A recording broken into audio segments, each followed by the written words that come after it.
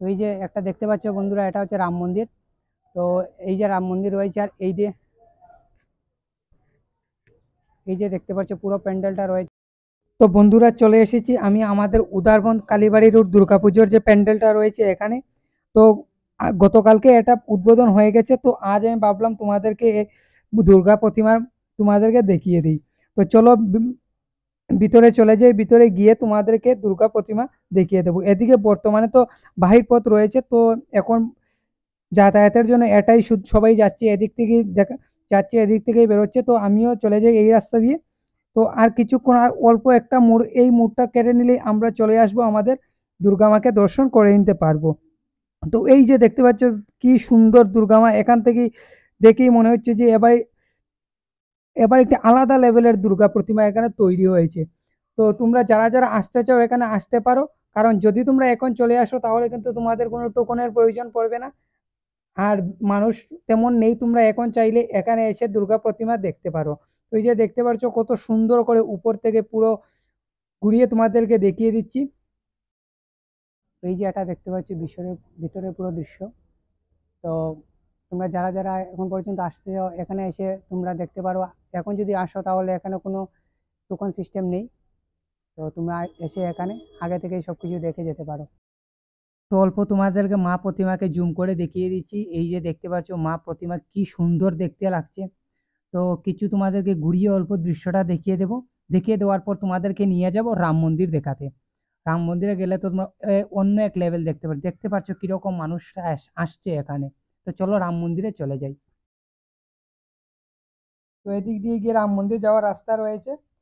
তো এখন তো বর্তমানে এখানে কোনো টুকন সিস্টেম করা হয়নি, তোমরা পুজোর সময় যখন আসবে এখানে কিন্তু টুকনের সুবিধা থাকবে। তোমরা যারা যারা রাম মন্দিরে গিয়ে ফটো উঠতে চাও বা সেলফি মারতে চাও বা রাম মন্দির দেখতে চাও, তোমরা এখানে গিয়ে রাম মন্দিরও দেখতে পারবে।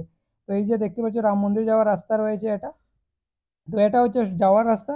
তো বেরোনোর রাস্তা অন্যদিকে থাকবে, তো এটা এখানে দেওয়া হয়নি। তো এই যে দেখতে পাচ্ছ পুরো চলে এসেছি রাম মন্দির। এই যে দেখতে পাচ্ছ কিরকম কি সুন্দর বানানো হয়েছে এখানে। তো আমি চলে এবার তোমাদেরকে পুরো দৃশ্যটা ঘুরিয়ে দেখিয়ে দিই একবার।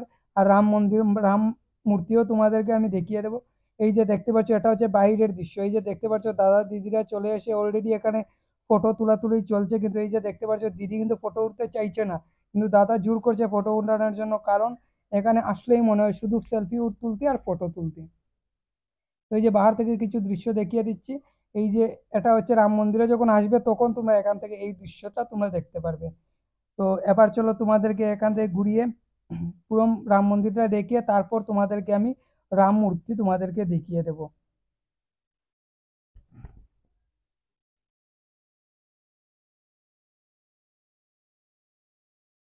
তো এই যে দেখতে পাচ্ছ রাম মন্দির, উফ কি সুন্দর রামকে এখানে বানানো হয়েছে। তোমরা হঠাৎ যদি কেউ এসে দেখো ভাই, পুরো মনে করবে যে পুরো স্বয়ং রাম তোমাদের সামনে চলে এসেছে। তো চলো এবার একটু অল্প জুম করে তোমাদেরকে দেখিয়ে দিই রামকে কেমন দেখতে লাগছে।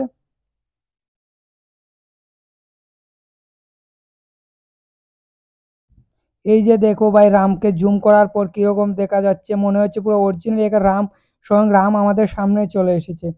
তো তোমরা এখানে আসো ভাই, যত তাড়াতাড়ি আসবে তত ভালো হবে। এই যে দেখে নাও, তো রাম মন্দির থেকে তোমরা কিরকম এই দৃশ্যটা দেখতে পারবে।